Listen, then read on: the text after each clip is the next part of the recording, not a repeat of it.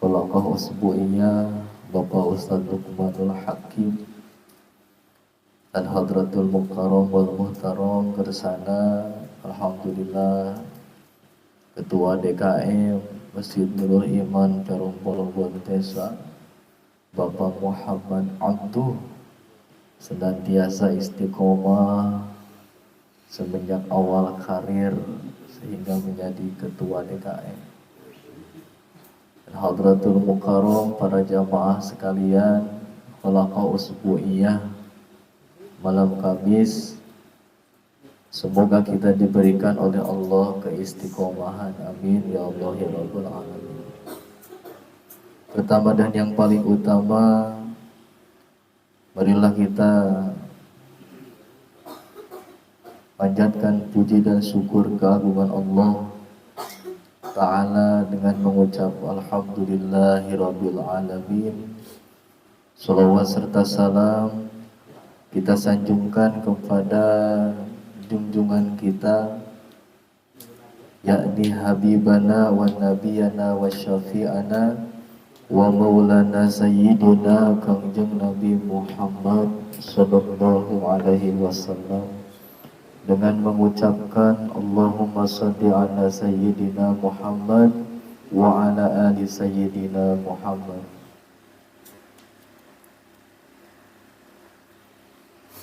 Para jamaah sekalian, Allah Subhanahu wa ta'ala berfirman, wa qadha rabbuka alla ta'budu illa iyyah wa bil walidaini ihsana. Surat Al-Isra Al-ayat Sadaqallahul Azim, yang artinya Allah Subhanahu wa ta'ala telah memerintahkan kita, telah memerintahkan bahwa jangan menyembah kepada selain Allah,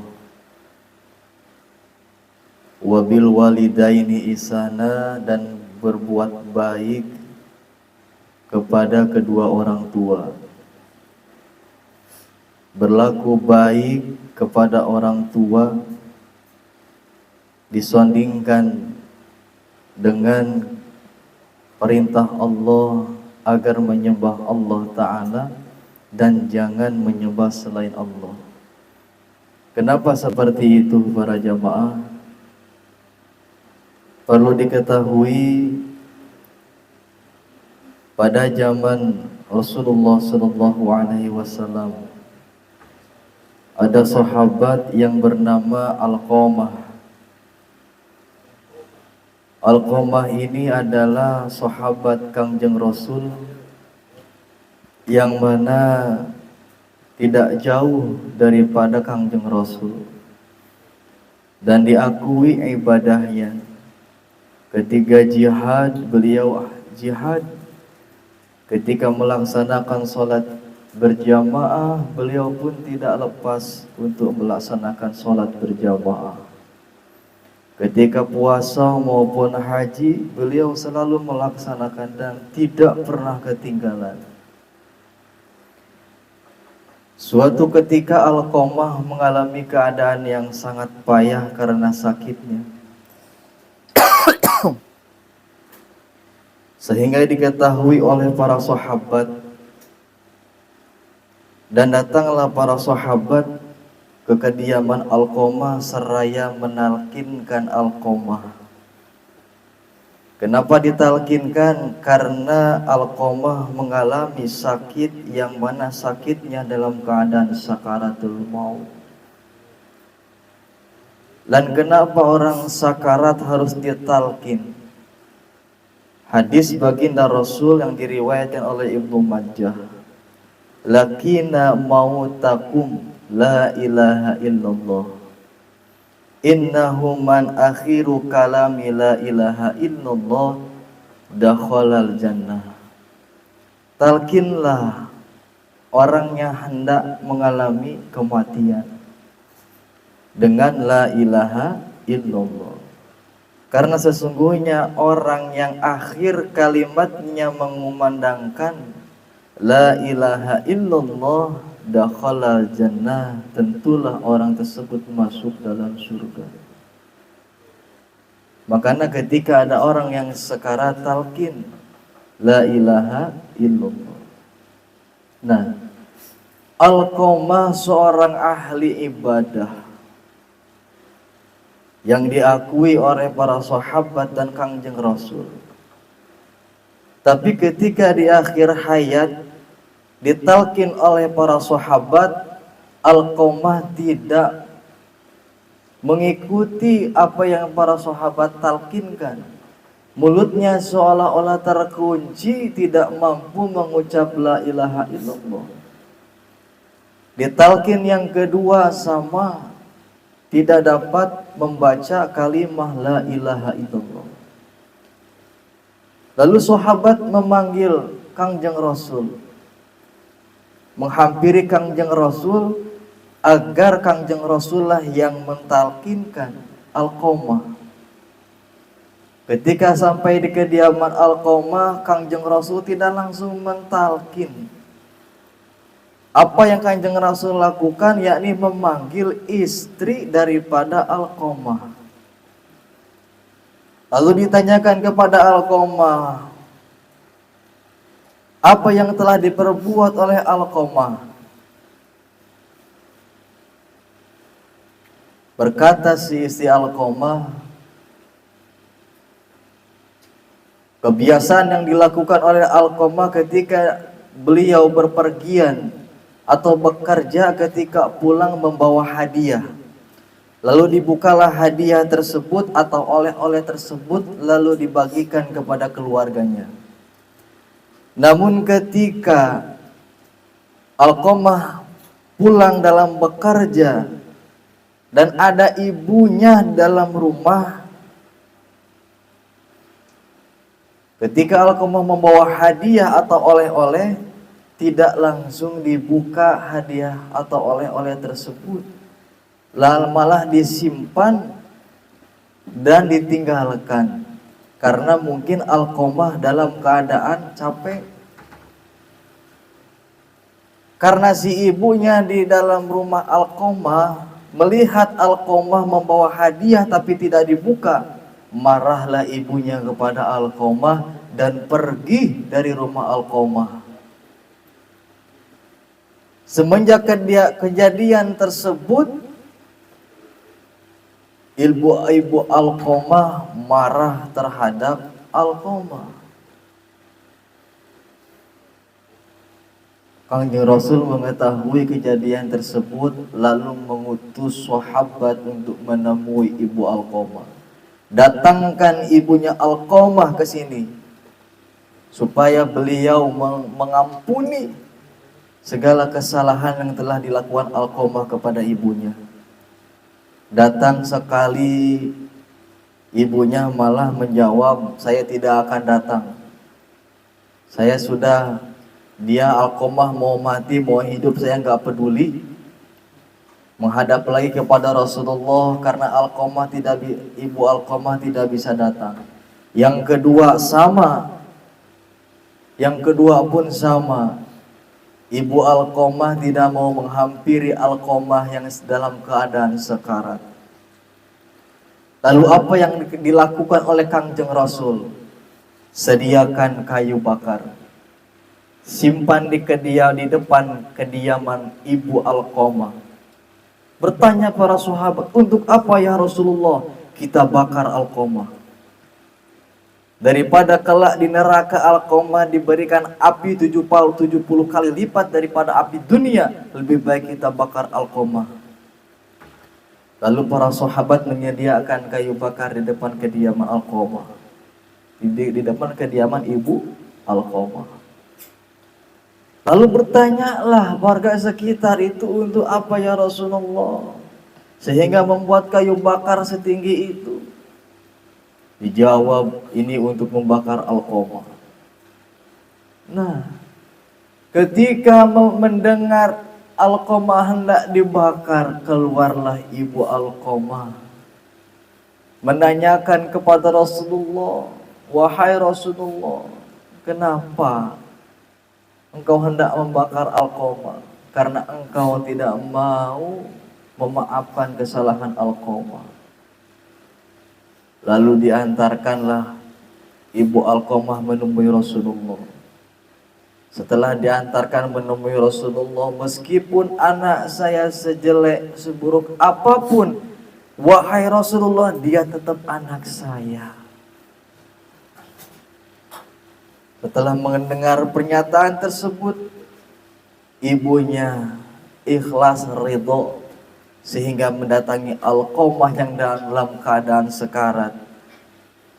Diampuni, dimaafkan oleh ibunya. Seketika ditalkin la ilaha illallah, lalu Alqamah dengan lantang mengikuti la ilaha illallah. Lah kenapa para jamaah sekalian? Al jannatu tahta aqdamul ummahati. Ketahuilah surga itu ada di bawah telapak kaki ibu. Ya. Surga itu ada di bawah telapak kaki ibu. Itulah kenapa Allah Ta'ala memerintahkan untuk tidak menyembah selain Allah dan agar berbuat baik kepada orang tua. Karena betapa derajat orang tua kita menjadikan suatu asbab mendapatkan ridho Allah, ridho Allah wa fi ridho wali. Ya.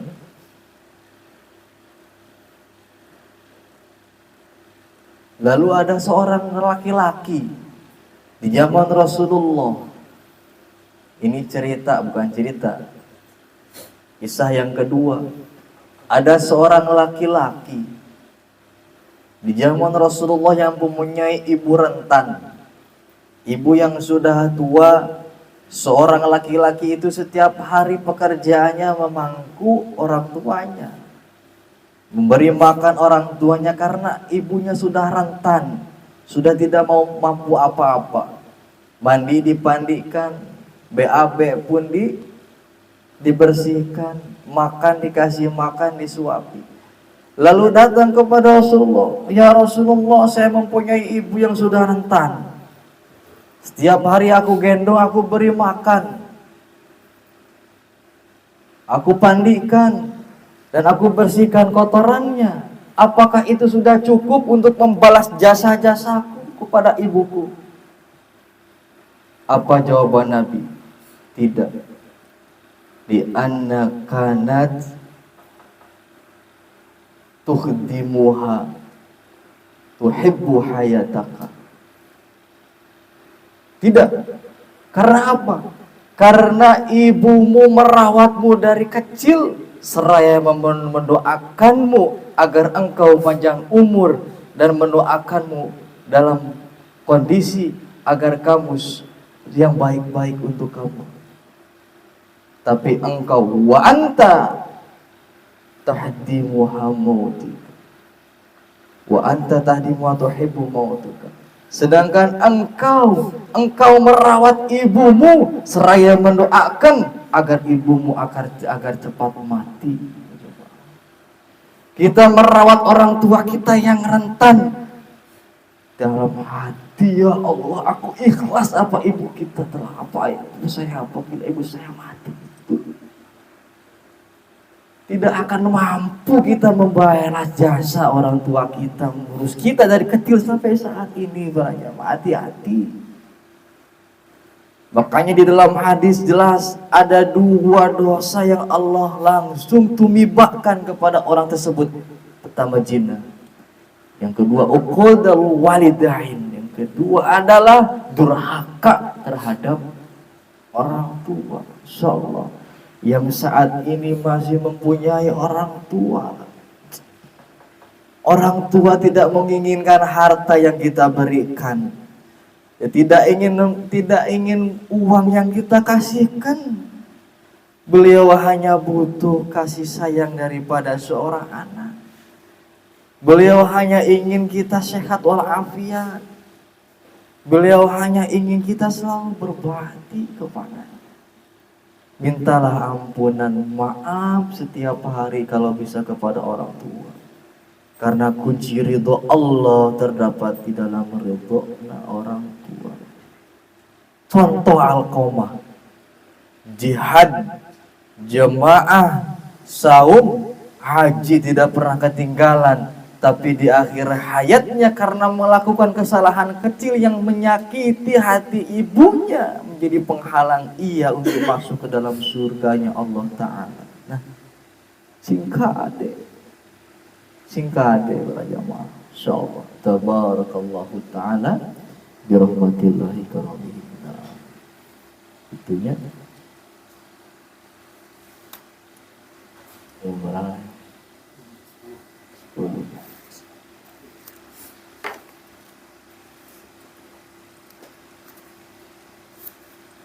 Makanya gula kadang-kadang sok yang ceriknya lamun ngadenge syair qad asahani abi warubat bi husniha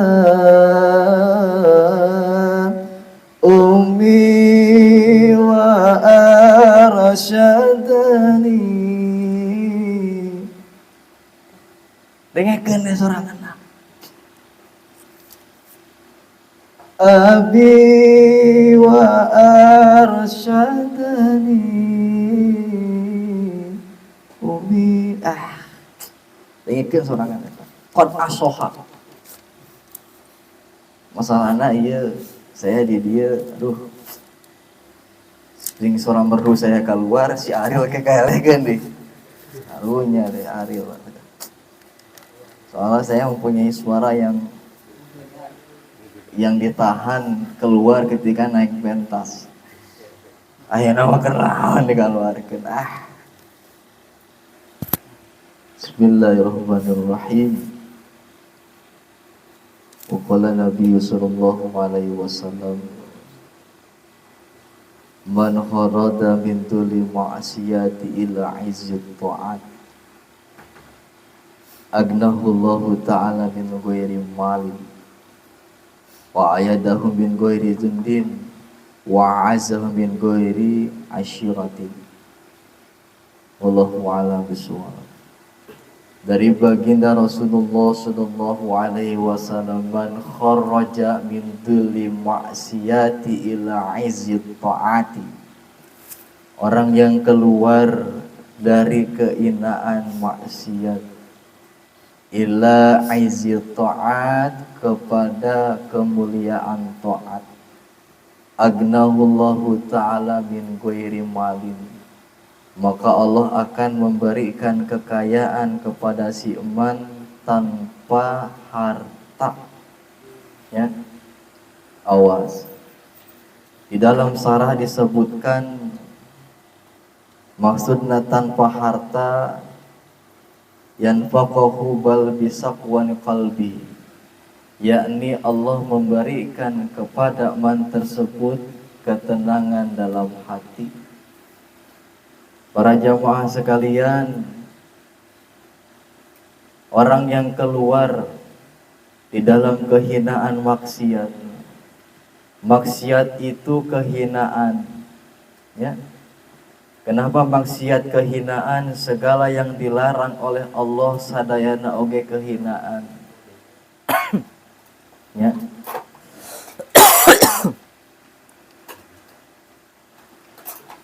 Mabok hina, judi hina, ya.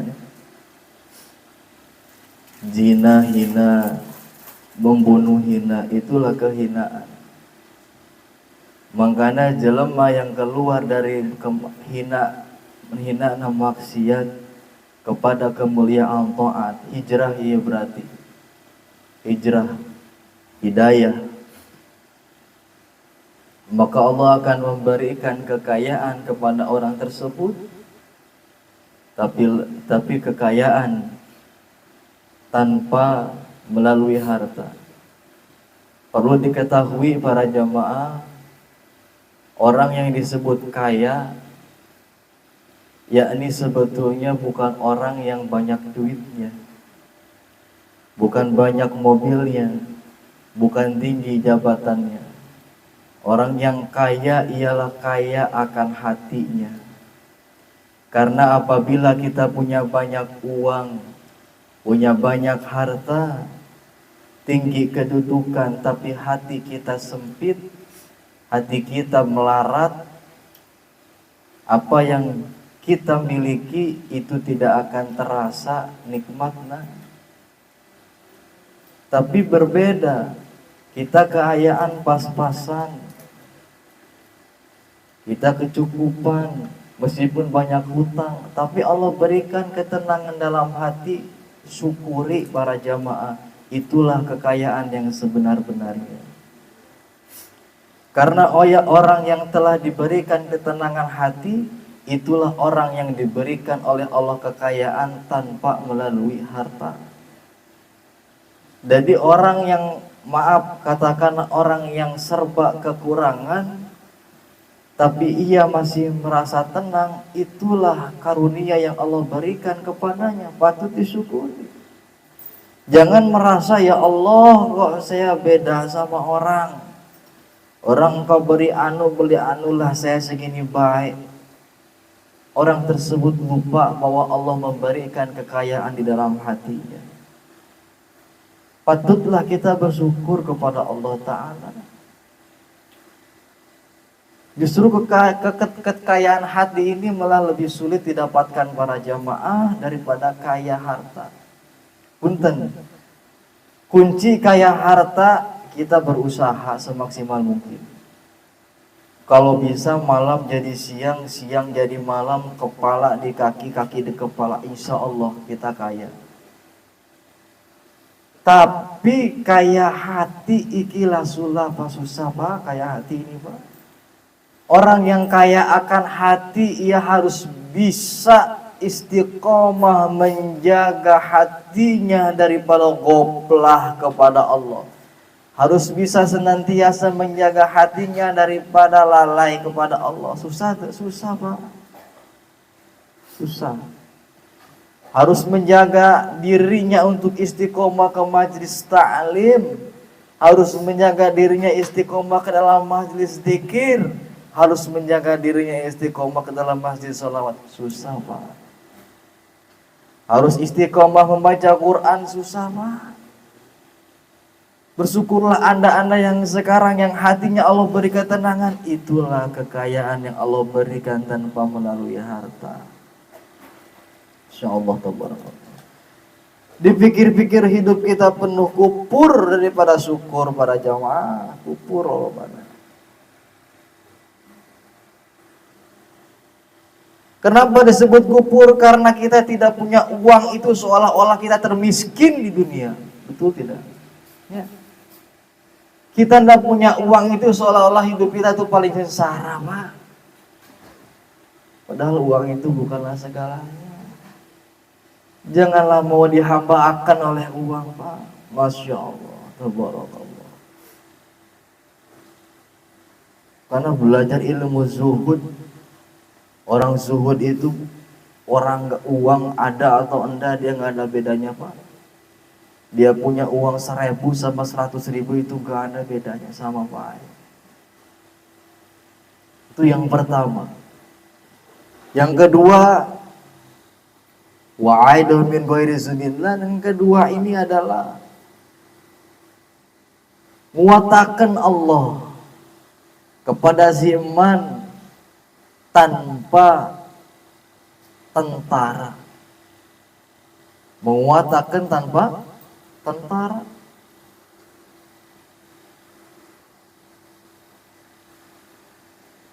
Orang yang bisa menjaga Allah pasti dijaga oleh Allah. Ihfadillah yahfaduka. Ihfadillah tujadi wujujahaka. Apabila orang yang sudah menjaga ketaatan, artinya udah takut maksiat kepada Allah, berarti orang itu sudah bisa menjaga Allah. Kalau orang itu sudah bisa menjaga Allah, maka Allah akan menjaganya. Tuh, Allah akan menjaga orang tersebut tanpa tentara. Lalu siapa Allah yang akan menjaga? Bikuatillah, kalau lawan kekuatan Allah Ta'ala. Itu Pak ya, Masya Allah.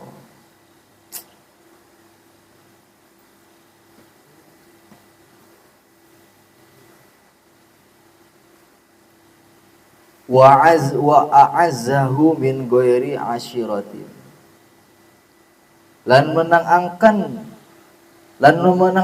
Allah ai golabu, memenangkan Allah daripada ngalindihna musuh min ghairi ashiratin, tanpa golongan, tanpa ada golongan. Allah akan membantunya memenangkan daripada mengalahkan lawan-lawannya tanpa ada bantuan dari golongan manapun. Karena semua itu binasyirillah, karena itu semua atas pertolongan Allah Ta'ala. Inilah kemuliaan taat kepada Allah. Apa sih itu taat? Orang yang taat, yakni orang yang bisa menjaga Allah Ta'ala. Orang yang sudah bisa menjaga Allah, yakin dia tidak akan maksiat kepada Allah, karena malulah Allah dengan dia, tidak ada hijab antaranya. Itulah orang taat. Ya, itu para jamaahnya. Astaghfirullah Rabbal baraya, astaghfirullah minal khataya, Rabbi jidni ilman nafi'an ووافقني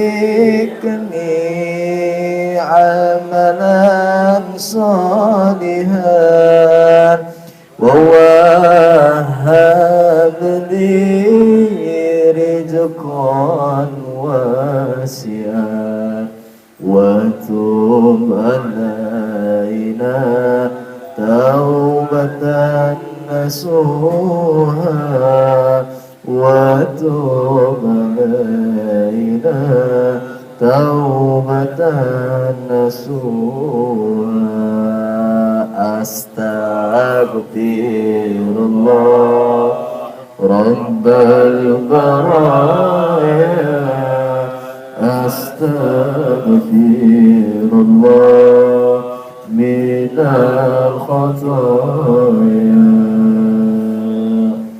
Kepada para jamaah sekalian, saya memohon maaf yang sebesar-besarnya.